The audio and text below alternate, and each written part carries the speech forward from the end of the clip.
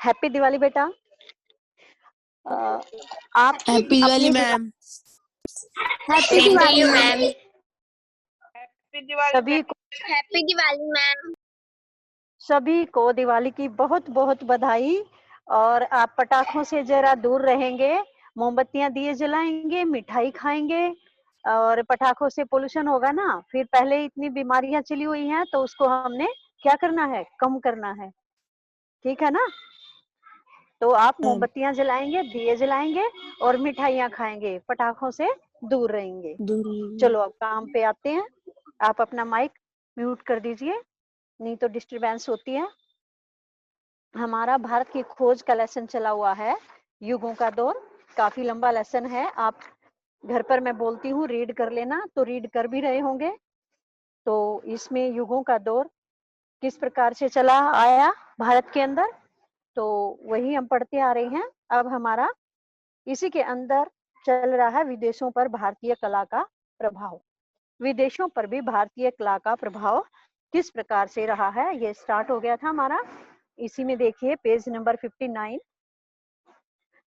Cambodia में वर्णमाला दक्षिण भारत से ली गई है और बहुत से संस्कृत शब्दों को थोड़े से हेरफेर के साथ ले लिया गया है। कंबोडिया में जो वर्णमाला है वो कहाँ से ली है? दक्षिण भारत से ही ली है। और बहुत से संस्कृत शब्दों को, जो संस्कृत के शब्द हैं भारत में, उनको थोड़े से हेर फेर के साथ लिया है। यूं का यूं नहीं लिया, उनको थोड़ा सा बदलाव कर लिया, उनके अंदर हेर फेर कर लिया।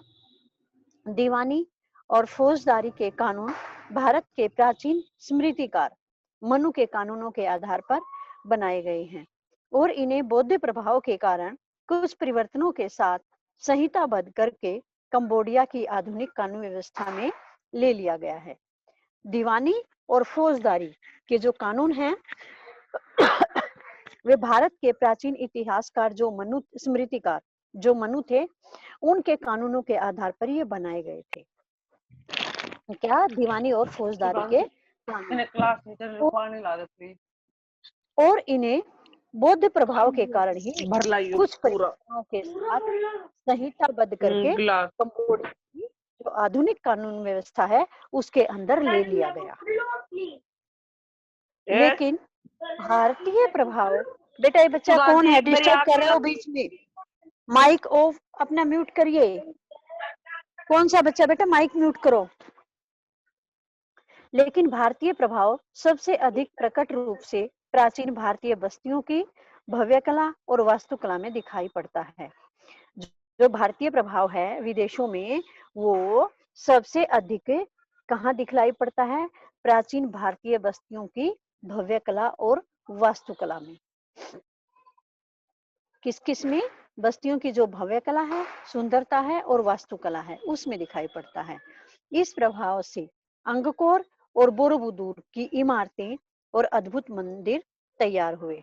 जो ये भव्य कला और वास्तुकला का प्रभाव दिखाई दिया, इसी प्रभाव से अंगकोर और बोरोबुदूर की जो इमारतें हैं वे और मंदिर तैयार किए गए।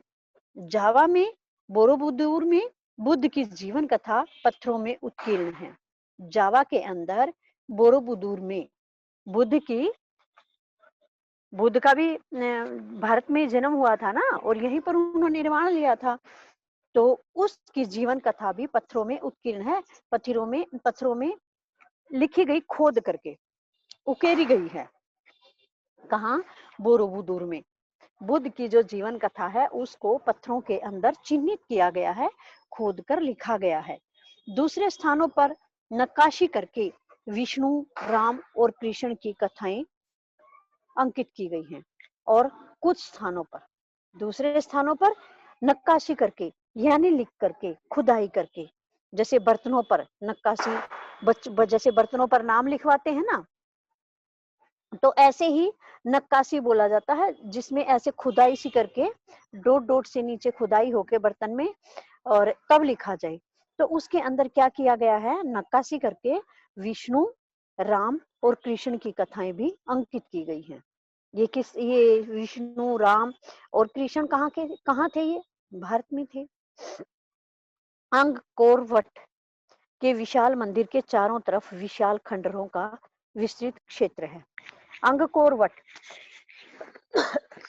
का जो विशाल मंदिर है, उसके चारों तरफ विशाल खंडर है।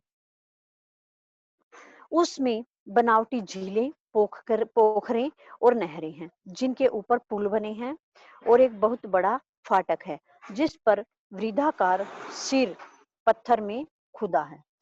क्या है?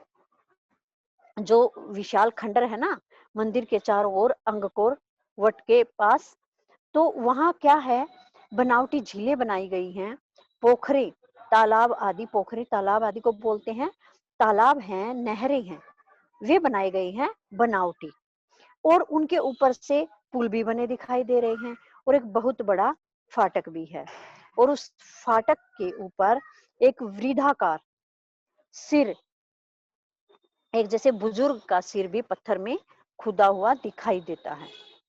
यह एक आकर्षक मुस्कुराता हुआ किंतु रहस्यमय कंबोडियाई देवतुल्य चेहरा है।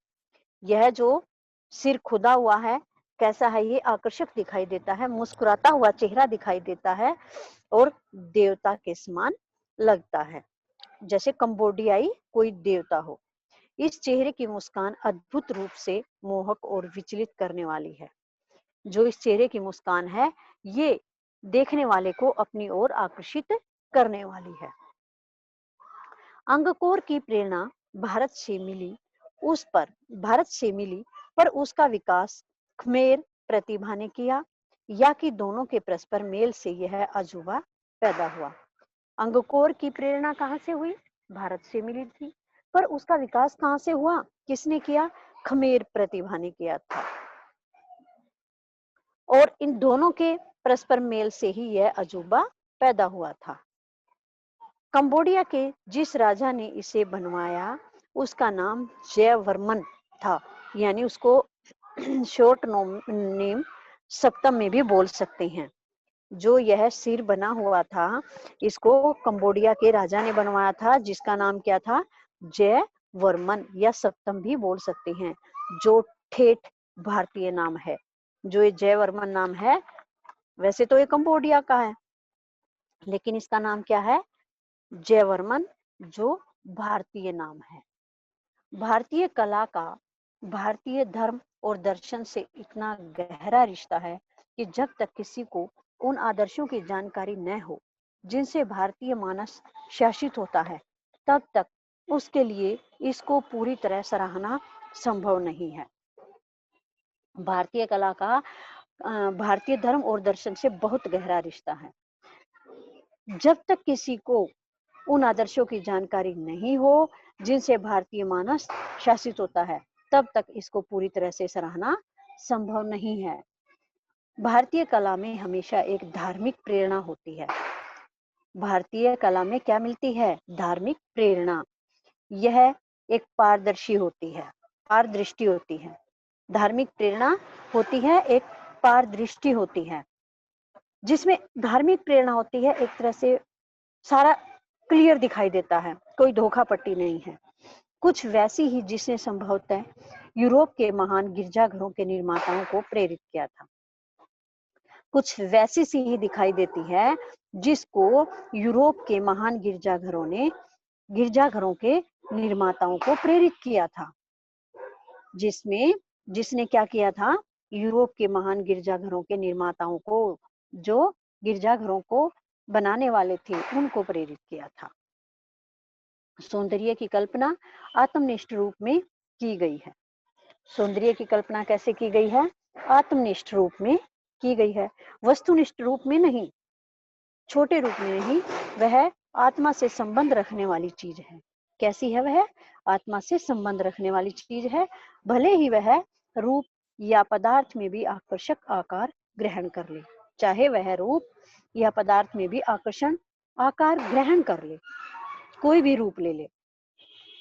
यूनानियों ने सौंदर्य से निस्वार्थ भाव से प्रेम किया। यूनानियों ने किससे प्रेम किया? सौंदर्य से। और कैसे? स्वार्थी रूप से नहीं, निस्वार्थ भाव से, मन से प्रेम किया है। उन्हें सौंदर्य में केवल आनंद ही नहीं मिलता था, वे उसमें सत्य के भी दर्शन करते थे। यूनानी जो थे उन्हें केवल सौंदर्य में केवल आनंद ही नहीं मिलता था, बल्कि क्या था, वे उसमें सत्य के भी दर्शन करते थे, उन्हें उसमें सत्य भी दिखाई देता था। प्राचीन भारत भी सौंदर्य से प्रेम करते थे। प्राचीन भारतीय लोग जो थे वे भी सौंदर्य से प्रेम करते थे, पर वे हमेशा अपनी रचनाओं में कोई गहरा अर्थ भरने का प्रयत्न करते थे। प्राचीन भारतीय भी सौंदर्य से तो प्रेम करते थे, परंतु हमेशा अपनी रचनाओं में कोई गहरा अर्थ भी भरने की कोशिश करते रहते थे, कोई गहरा अर्थ निकले। भारतीय कविता और संगीत की तरह कला में भी कलाकार से यह उम्मीद की जाती थी कि वह प्रकृति की सभी मनोदशाओं से तादात्म्य स्थापित करे, ताकि वह प्रकृति और विश्व के साथ मनुष्य के मूलभूत सामंजस्य की अभिव्यक्ति कर सके। भारतीय कविता और संगीत की तरह ही कला में भी कलाकार से क्या उम्मीद की जाती थी कि वह कलाकार प्रकृति की सभी मनोदिशाओं से तारतम्य स्थापित करे। क्यों चाहते थे? वे चाहते थे कि प्रकृति और विश्व के साथ मनुष्य का मेलजोल अभिव्यक्त हो सके, प्रकृति और विश्व के अंदर मेल दिखाई दे। भारत की विशेषता उसकी मूर्तिकला और स्थापत्य में है, जिस तरह चीन और जापान की विशेषता उनकी चित्रकला में है। भारत की विशेषता किसमें है? मूर्तिकला में, मूर्तिकला और स्थापत्य में है। भारत की विशेषता किसमें है? मूर्तिकला और स्थापत्य में है। जिस तरह चीन और जापान की विशेषता किसमें है? उनकी चित्रकला में है। चीन और जापान की विशेषता किसमें है? चित्रकला में, और भारत की मूर्तिकला में।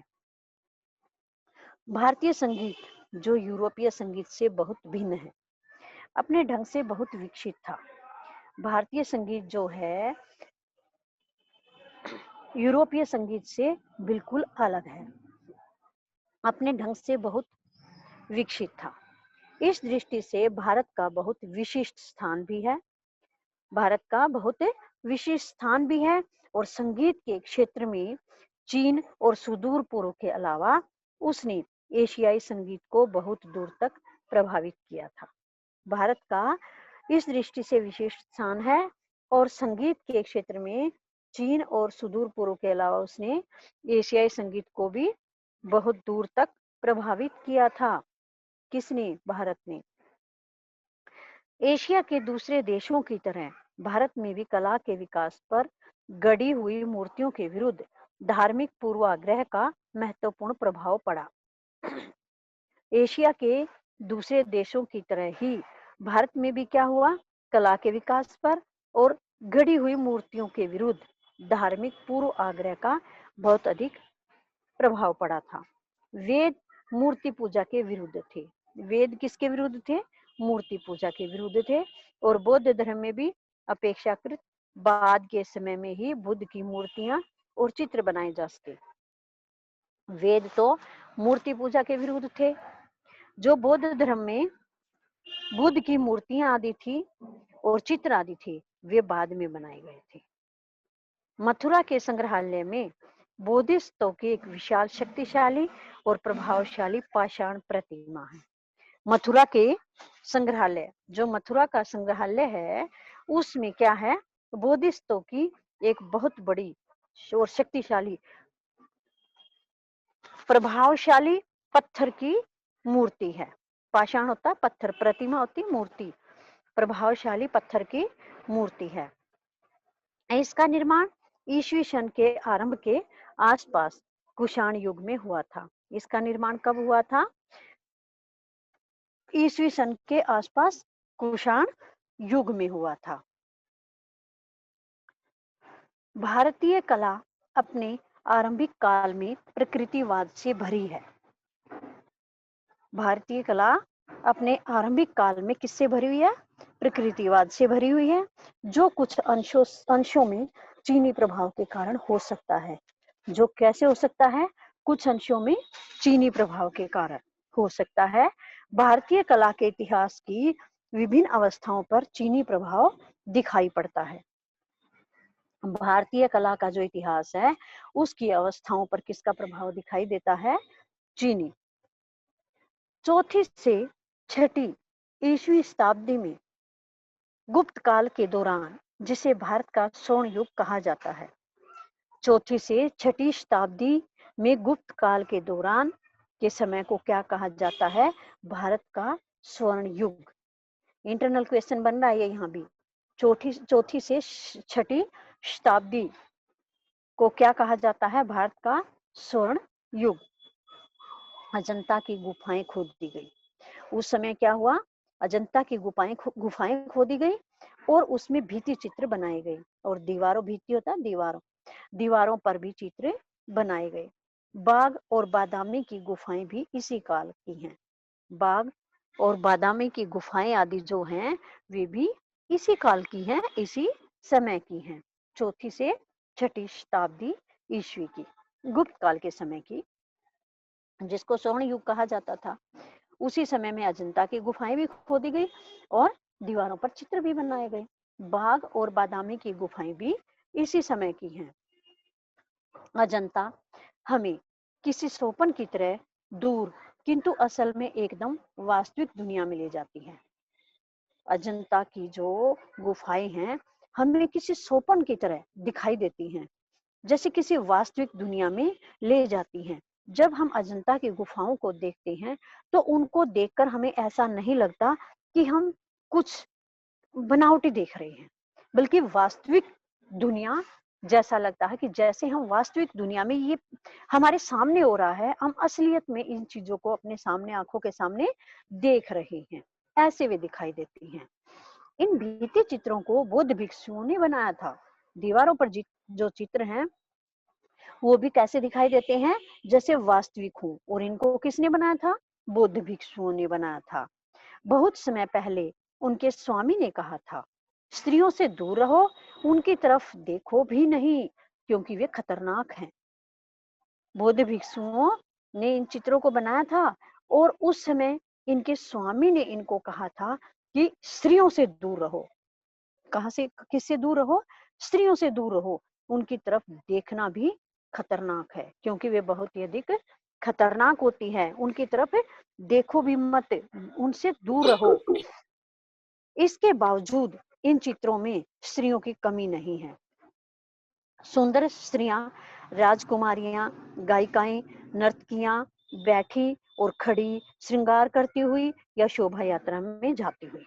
इनके स्वामी ने इनको स्त्रियों से दूर रहने के लिए कहा था कि उनकी तरफ देखो भी मत।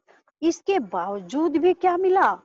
इन चित्रों में क्या दिखाई दिया? स्त्रियों की कोई कमी दिखाई नहीं दी। फिर भी स्त्रियों को लिया गया है। किस रूप में? सुंदर स्त्री के रूप में, राजकुमारियों के रूप में, गायिकाओं के रूप में, नर्तकियों के रूप में, या बैठी हुई हैं, चाहे कोई खड़ी हुई है, या श्रृंगार करती हुई है, या शोभा यात्रा में जाती हुई दिखाई दी है।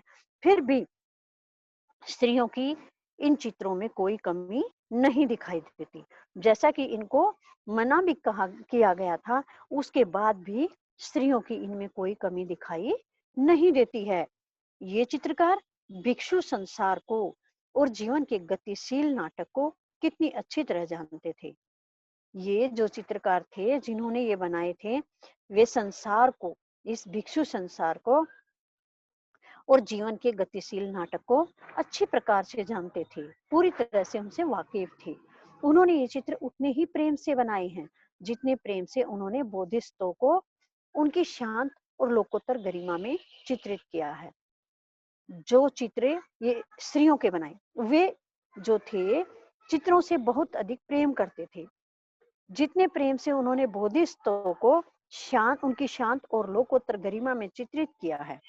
बोधिसत्वों का भी जो चित्र बनाया ना, शांत और लोकोत्तर गरिमा में जो चित्रित किया है, उसी प्रेम से उन्होंने बाकी चित्र भी बनाए हैं, क्योंकि वे चित्रों से बहुत अधिक प्रेम करते थे, क्योंकि वे चित्रों से बहुत अधिक प्रेम करते थे, चित्रों से प्रेम करते थे। इसी कारण उन्होंने जो भी चित्र बनाए, चाहे उन्होंने स्त्रियों के चित्र बनाए, वो भी बड़े ही प्रेम से बनाए थे, स्त्री समझ करके नहीं बनाए, बल्कि वे चित्रों से बहुत अधिक प्रेम करते थे। इस कारण उन्होंने ये चित्र बनाए हैं। 7वीं 8वीं शताब्दियों में ठोस चट्टान को काटकर एलोरा की विशाल गुफाएं तैयार हुई, जिनके बीच में कैलाश का विशाल मंदिर है। क्या किया उन्होंने? 7वीं 8वीं शताब्दियों में कठोर जो चट्टान थी, कठोर चट्टानों को काट करके एलोरा की विशाल गुफाएं भी बनाई गई। किससे बनाई गई?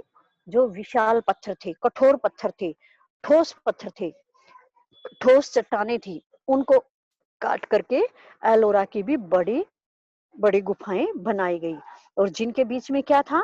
कैलाश का बहुत बड़ा मंदिर, विशाल एलोरा की बड़ी गुफाएं तैयार हुई और उनके बीच में कैलाश का बड़ा सा मंदिर बनाया गया। यह अनुमान करना कठिन है कि इंसान ने इसकी कल्पना कैसे की होगी, या कल्पना करने के बाद अपनी कल्पना को रूपाकार कैसे दिया होगा। जो ये एलोरा की गुफाएं हैं और इसके अंदर जो कैलाश का बहुत बड़ा मंदिर है, इसके बारे में अनुमान लगाना भी मुश्किल है, अनुमान करना भी मुश्किल है कि इस मंदिर की कल्पना व्यक्ति ने कैसे की होगी, इसको कैसे दिमाग में लाया होगा, और उस कल्पना के आने के बाद इस कल्पना को रूप आकार कैसे दिया होगा। एक तो किसी बात के बारे में कल्पना की जाए और उसको फिर बाद में रूप दिया जाए, क्योंकि वह बहुत ही बड़ा और सुंदर मंदिर है। तो इस करके इसमें बताया गया है कि इसकी तो कल्पना भी करनी आसान नहीं है, और कल्पना करने के बाद अपनी कल्पना को उसी रूप में प्रस्तुत किया जाए, ये भी बहुत ही मुश्किल है। एलिफेंटा की गुफाएं भी इसी समय की हैं। एलिफेंटा की गुफाएं भी किस समय की हैं? एलोरा की गुफाओं के समय की हैं, जहां प्रभावशाली और रहस्यमयी त्रिमूर्ति बनी है। जहां पर प्रभावशाली और रहस्यमयी त्रिमूर्ति बनी है, एलिफेंटा की गुफाएं भी उसी समय की हैं। दक्षिण भारत में महाबलीपुरम की इमारतों का निर्माण भी इसी समय हुआ था। दक्षिण भारत के अंदर महाबलीपुरम की जो इमारतें थी, उनका निर्माण भी इसी समय किया गया था, जब एलोरा की गुफाएं बनी थी, कैलाश का विशाल मंदिर बना था, एलिफेंटा की गुफाएं बनी थी, उसी समय दक्षिण भारत में महाबलीपुरम की इमारतों का भी निर्माण किया गया था। महाबलीपुरम की एक ये पिक्चर के अंदर इमारत भी दिखा रखी है, कितनी सुंदर बना रखी है, और इसके अंदर ये खुदाई करके जो चित्र बना रखे हैं, ये देखिए, ये बनाने आसान नहीं होते, बहुत ही मुश्किल होते हैं, लेकिन फिर भी कलाकारी देखिए कि कितनी सुंदर कलाकारी यहाँ पर की गई है। देखने के बाद ऐसे लगता है जैसे हाथी भी खड़े हैं, कि जैसे वास्तविक है, बनावटी नहीं है। महाबलीपुरम की ये इमारत है। एलिफेंटा की गुफाओं में नटराज शिव की एक खंडित मूर्ति है। एलिफेंटा की जो गुफाएं हैं, उसमें नटराज शिव जी की एक खंडित मूर्ति है। खंडित मतलब कि टूट गई है, जिसमें शिव नृत्य की मुद्रा में है। नटराज शिव का अर्थ है नृत्य करते हुए।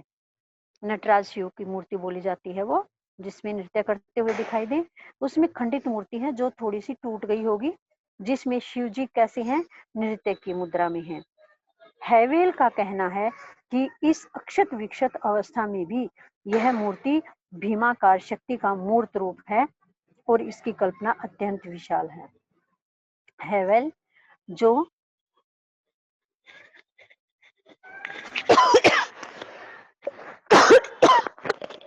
हैवेल भी सॉरी हैवेल ने भी कहा है कि क्षत विक्षत अवस्था में जैसे टूट गई है यह मूर्ति, अक्षत विक्षत अवस्था में होते हुए भी यह मूर्ति कैसी है?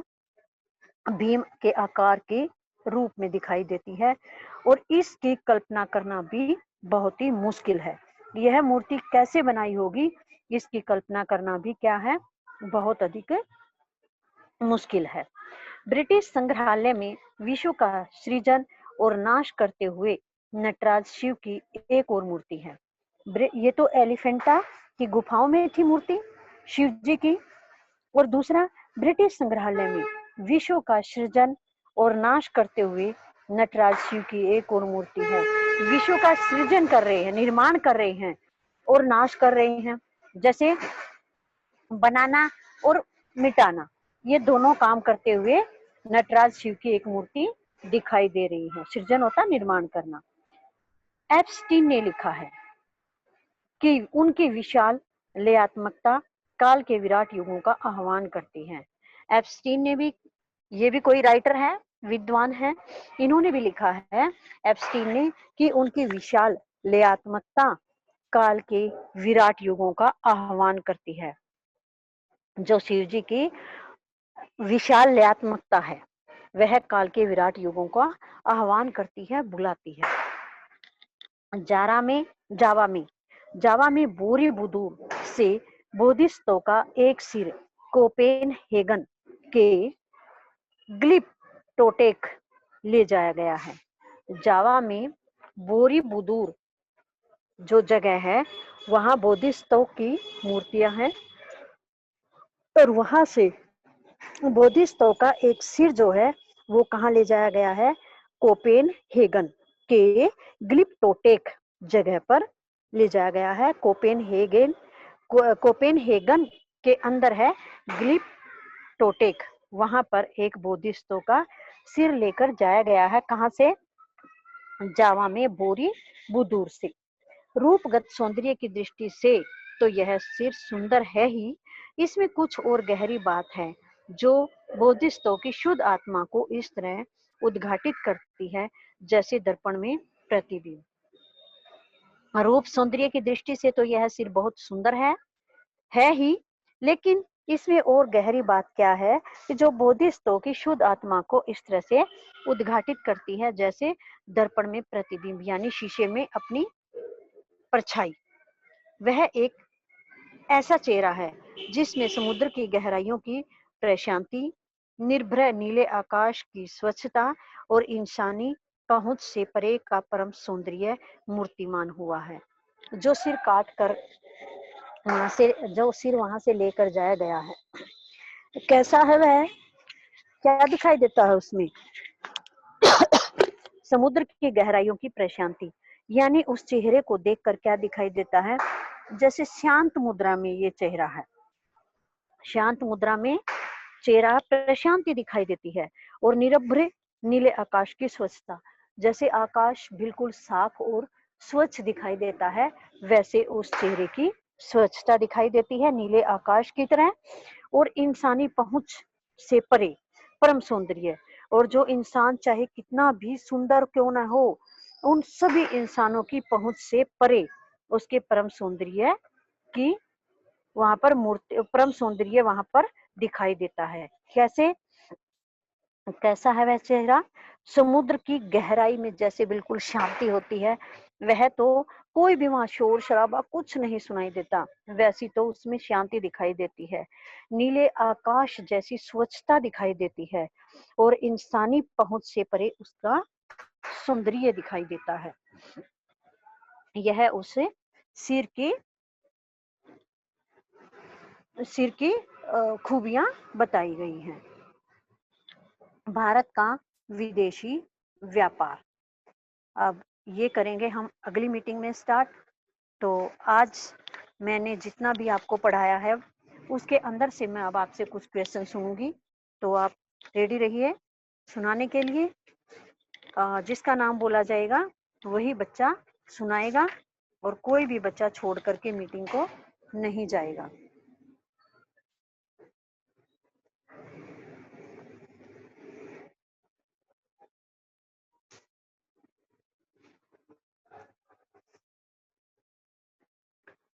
अब इसके भी आपको इंटरनल क्वेश्चन बनाने हैं और पाठ को रीड करना है। हाँ जी।